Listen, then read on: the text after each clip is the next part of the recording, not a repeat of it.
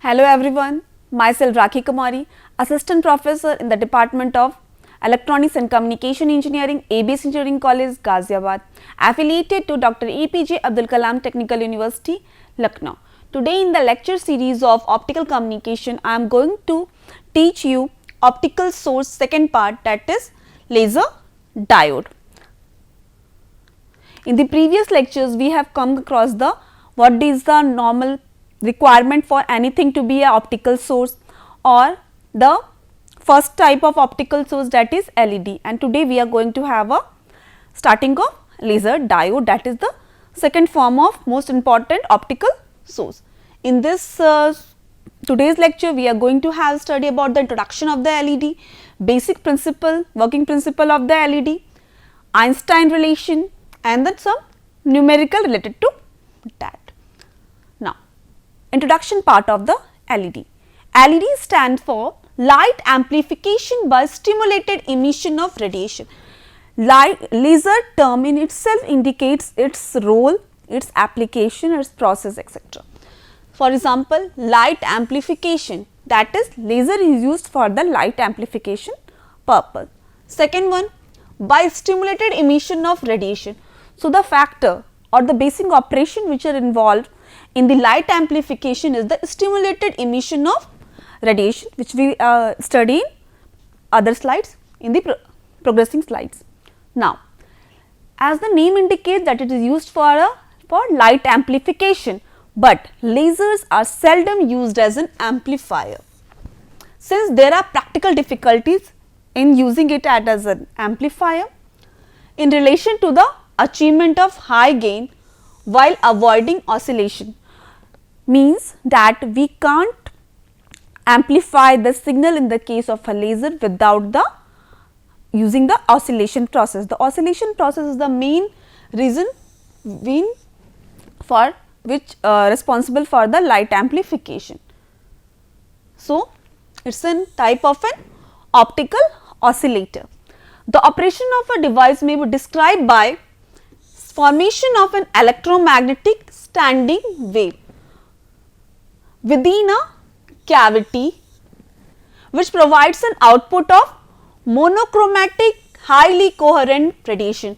So, the operation of the device is mainly described by three terms, that is, first one is the electromagnetic standing wave formation, second one it is formed within the cavity, and the third one it gives a output as a monochromatic highly coherent radiation. Monochromatic means a single frequency signal or a single light, single colored light. Highly coherent means coherent stand for in phase. When the two propagating signals have the same phase,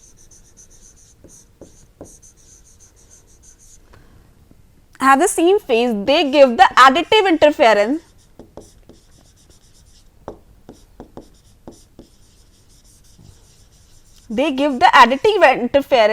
and the light is said to be in this case coherent. And this coherent is also high in the case of a laser, and this is also one of the most important difference between laser and LED, because LED is a type of a incoherent source and laser is a coherent source. So, whenever someone asks you about the difference between LED and laser, you can definitely quote this, that laser is a coherent source of light and LED is a incoherent source of light. Now, one term left, that is electromagnetic standing wave. This is a completely new terms to you because you are not familiar with the standing wave. What is the mean by the standing wave? So, whenever we talk about the waves are basically of two types. First one is the travelling wave.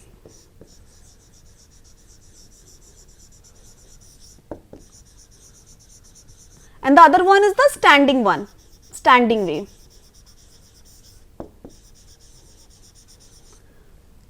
And it occurs inside, there is a cavity inside which the amplification of a laser takes place. So, of course, there one transmitting terminal and the second one is the receiving terminal. when the signal at the, and we call it as the input 1 and this is the output. Whenever signal propagate from input to output, this is called the incident 1. At reaching the output terminal, due to resistance interfere, due to the presence of resistance at this end, some of the wave get propagated and get passed on. This is called the travelling one because it is not restricted, it gets on moving. So, this wave is called the travelling wave one, but some part of incident wave get reflected. So, first one, this is the incident one and this one was the reflected one.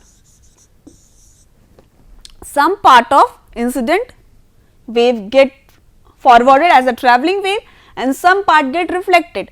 So, this is incident wave and this reflected wave forms the standing wave, and this form of a wave is called as the standing wave.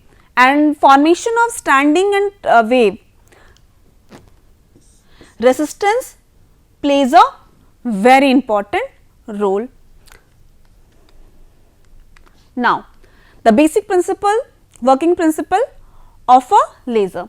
The interaction of light with matter takes place in discrete packet of energy or quanta called photons, and quantum theory suggests that atom exist only in certain discrete energy state such that absorption and emission of light causes them to make a transition from one discrete energy state to another. So, what is the meaning of this para? There is an interaction of light with matter, with any matter which forms the basic structural feature of a laser, takes place in a discrete packet of light, discrete packet of energy which is called as a photon, and quantum theory suggests that atom exists only in certain discrete energy state such that absorption and emission of light causes them to make a transition from one and discrete energy state to another. That means, for example, if we take a energy level 1 that is represented as E1 and we take another energy state as E2, this may be take it as a lower energy state and this as the higher one. So, if any atoms want to move from lower energy state to the higher energy state and there is a difference of certain amount of energy that is given by let it be del E. So, if certain atoms which are present here have to reach here, it has to E2 is E1 plus del E. That means, this del E amount of energy has to be added in E1 to make it E2. So, atom has to gain an energy of del E so that it can reach to E2. So, absorption of energy here, del E absorption. That is why here the term absorption is used. The transformation of energy atoms takes place when there is the absorption process occurs. Now, another term is here, that is emission. If certain atoms want to move from higher energy level to the lower energy level, that is if atom which is present at E2 wants to move to E1, again E1 can be achieved only when from E2 del E amount of energy get subtracted, and how the subtraction takes place in this case? By the process of emission. So, here the term emission is used. The frequency of the absorbed or emitted radiation F is related to the difference in the energy E between the higher energy state E2 and the lower energy state E1 by this term. So, E2 is the higher energy state and this is the lower one.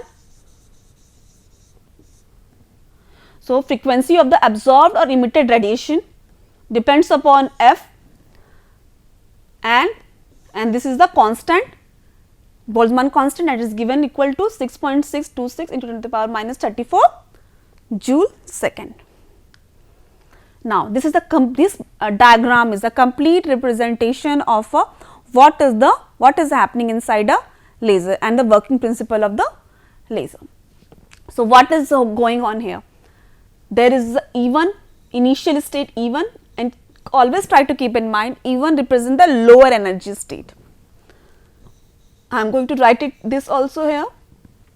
E2 is the higher one. So, there is one atom at the lower energy. You can see this is a black spot which represent the atom. An atom is present at the lower energy state, that is given by E1. When absorption process takes place first, whenever we talk about the working principle of a laser, the first thing which is going to happen is the absorption process, because absorption process is that process which through which this atom absorbs energy. This red line is represented by the energy, absorb energy, and when it absorb energy, what is going to happen? How much energy this has to absorb, which is equivalent to the energy gap between E1 and E2. It's absorb energy and it move towards the higher energy state E2. So, the final state, this is the initial after absorbing energy equal to the energy gap between E1 and E2. Atoms reaches its final state, which is represented as E2 here, and how much energy it is going to absorb is equal to difference between E2 minus E1, and this is equal to h nu, and nu is itself the frequency, and when we want to write in the terms of lambda, it can be represented as h c bar upon lambda. So, by the absorption process, atoms move from lower energy level E1 to the higher energy level E2. But here what is happening? Energy is absorbed. But what we want? We want the emission of energy. So, emission of energy will takes place when this atom, which is at the higher energy states, moves to the lower energy state. In the process it will release the energy. So, the main thing that is energy emission process is going to start now. So, in the case of laser, there is a two process which is responsible for energy emission and which occurs, the process by which atom at the higher energy level moves to the lower energy level. The first one is the spontaneous emission and the second one is the stimulated emission. So, spontaneous emission. Spontaneous is the term itself indicate that some spontaneous means something random, which is going to happen randomly. So, spontaneous emission is basically a natural one, natural process, naturally occurring process. So, whenever an atom at the higher energy state moves to the lower energy state and in the process it emits radiation, and naturally without involvement of any external energy factor, that is without involvement of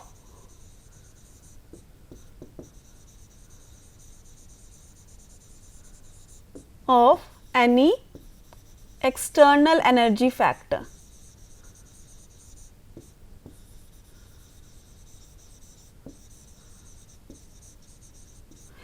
Then it is called as the spontaneous emission. This is a natural tendency of atom to move from the higher energy state, the lowest energy state, and the process by which this is going to be happen is known as the spontaneous emission. But the spontaneous emission, light generated during the spontaneous emission is of course very less.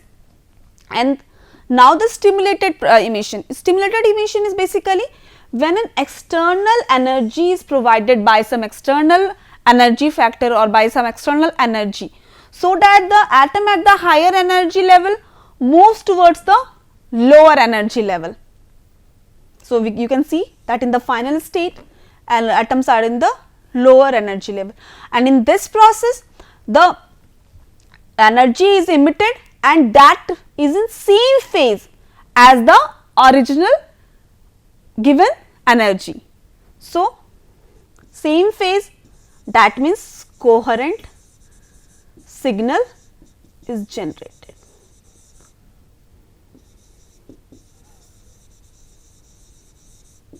And in this process energy which is emitted is very high, and this is the difference between, again another difference arises from this case. First difference which we see in the previous slide, that is laser is coherent and LED is incoherent source of light. Now in this case we are going to have a second difference between LED and the laser, that is in LED the emission process, that is light generation process, occurs only due to spontaneous emission, but in the case of a laser both spontaneous and stimulated emission are responsible for the generation of light.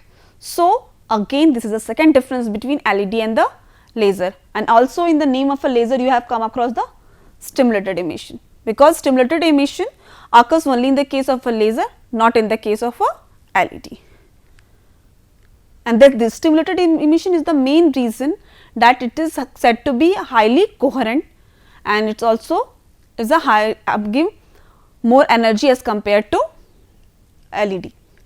Now, the same thing which we have studied in the previous slide is given in this form of a statement here. Just have a readout of that. A two energy state or level atomic system, when atom is initially in the lower energy state, even atom is initially at the lower energy state, that is even, when a photon of energy E2 minus E1 is incident on the atom, it get excited and it's moved to the higher energy state E2 through the process of absorption, what we have seen in this figure. This process sometimes refers to as a stimulated absorption. So, that now you are able to answer why it is called as stimulated absorption. So, it is called as stimulated because externally something is provided by you for making this absorption process happen. When unless or until some stimulus is given to it, it will not happen. That is why sometimes it is referred to as the stimulated absorption. Alternatively, when the atom is initially in the higher energy state E2, it can make a transition to the lower energy state E1, providing the emission of a photon and energy corresponding to this one, E2 is equal to E is equal to E2 minus E1 is equal to HF, and this process occurs in two ways. First one is the spontaneous emission and the second one is the stimulated one. Already you have seen that in the previous slide. Spontaneous emission, in which the atom returns to the into lower energy state in an entirely random manner, naturally occurring one. And by stimulated emission, when a photon having an energy equal to the energy difference between the two states E2 minus E1 interacts with the atom in the atoms in the upper energy state, causing it to return to the lower state with the creation of second photon, which we have discussed in this figure. Energy is given which is equivalent to the difference between the energy of the two states is incident on the atom of the upper energy level, and then an atom moves to the lower energy state, and in the process it emits radiation which is in same phase as the first one and with the same energy also. Now, we are moving towards the Einstein relation. So, Einstein demonstrated that the rate of the three transition. So, what are the three transition? First one is the absorption one, stimulated absorption we can say it, then spontaneous emission, then the stimulated emission. So, three transition, this three one. Process of absorption, spontaneous emission and a stimulated emission were related mathematically. Einstein have given the relation which relates this three transition state mathematically. He achieved this by considering the atomic system to be in thermal equilibrium such that the rate of upward transition must equal to the rate of downward transition.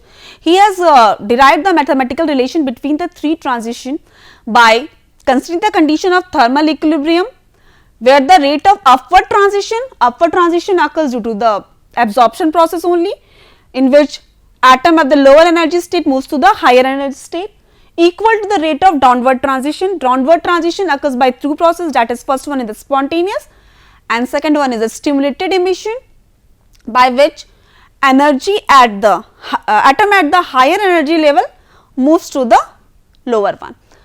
The population of the two energy level, population indicates the number of atoms at the different energy level. The population of the two energy levels of such a system is described by Boltzmann statistic, which gives N1, that is population at the energy level E1, N2 population at the energy level E2, or we can say the density at the energy level E1 or density at the energy level E2 is given by this G1 exponential E minus E1 upon KT, G2 exponential minus E2 upon KT. We can write this in this form also, and already we have seen that E2 minus E1 is equal to HF.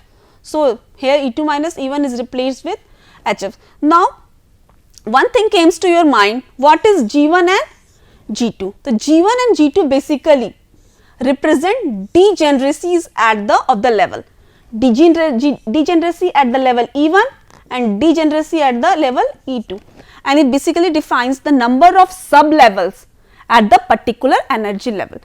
That for example, G1 indicates number of sub level at the energy level E1, G2 indicates number of sub levels at the energy level E2.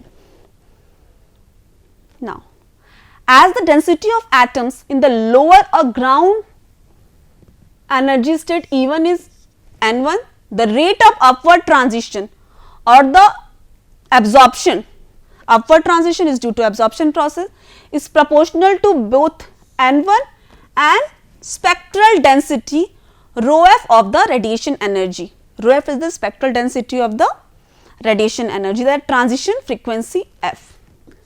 So, upward transition rate, that is given by R12 is equal to N1 is proportional to electron atom density and spectral density, and this is the proportionality constant, which is known as the Einstein coefficient of absorption. So, this is the upward transition, and now we are moving towards the downward transition. Downward transition occurs by two processes. So, one by one we have to find out the relationship. So, by contrast, atom in the higher or excited energy state undergo electron transition from level 2 to level 1, either by what?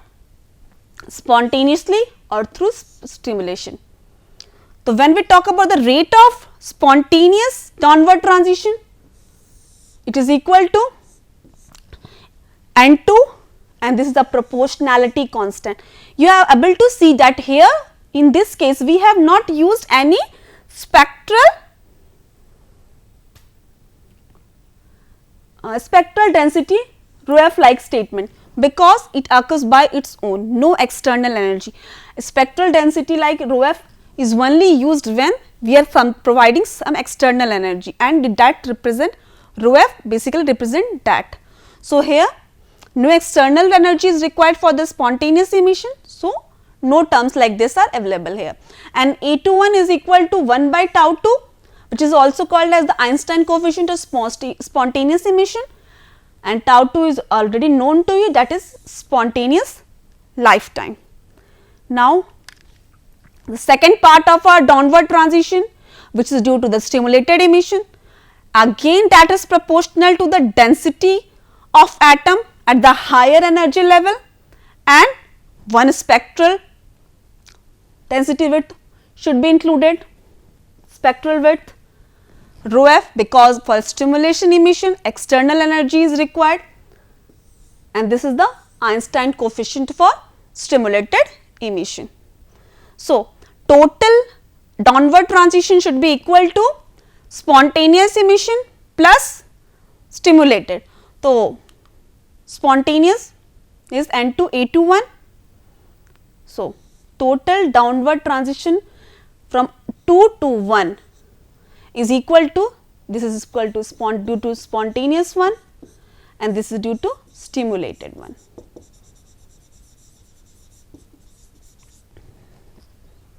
And now, when there is a condition for thermal equilibrium, then this upward transition from 1 to 2 and this downward transition from 2 to 1 should be equal.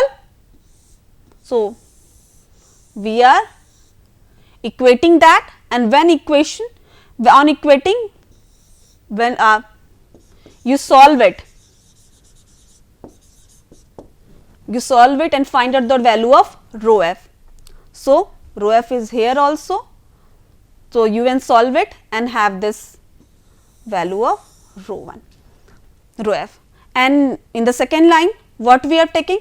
We are dividing the numerator as well as denominator by N2 B2 1, and by dividing we get this expression. So, on substituting, we have the value of N1 minus N2 from equation A, that is equal to G1 by G2 exponential HF by KT. So, N1 minus N1 divided by N2, in this expression the terms comes N1 divided by N2. So, we are taking this term from equation A there and putting here, we get this value. Now, there comes the end of the whatever we are doing that, but we have to equate it with something else, some standard condition. However, since the atomic system under consideration is in thermal equilibrium, it produces a radiation density which is identical to what? Which is identical to black body radiation. And as per that, Planck showed that the radiation spectral density for a black body radiating within a frequency range f to f plus del f is given by this one. This is for the black body radiation, and this is a laser radiation process which is given by Einstein, and this equation is given by Planck. And now we are equating this to, on equating what we are getting, and you can able to equate it by yourself. It is not a very big task, you can solve it, equate it, equation C and D, and by equating try to get this value B12 as G1 by G2 B12 and this. Now, you can have the relation between stimulated emission rate and spontaneous emission rate by assuming that degeneracies, that the sub level at the energy level 1 and 2 are same. We are getting the ratio between stimulated emission rate and the spontaneous emission rate at this one. So, let us do one numerical related to this. Calculate the ratio of stimulated emission, same as this one, to spontaneous emission rate for incandescent lamp operating at a temperature of what? 1000 Kelvin. It may be observed that the average operating wavelength is 0.5 micrometer. So, here using this formula 1 by exponential HF upon KT, we are having 1 by exponential HF upon KT. F we can have from this form 1, F is equal to C by lambda. C is already known to you, lambda is given in the question. We have a F value as this 1 by HF upon KT. H 6.6 ये HF की value this one. This is the value of F, K Boltzmann constant, and this T temperature. We are getting this as the ratio between the stimulated emission to spontaneous emission. So, here comes the end of today's lecture. We will read about the second part of a laser. It is not a comment in the end of the laser topic. We will study the second part of the laser in the next lecture. Thank you.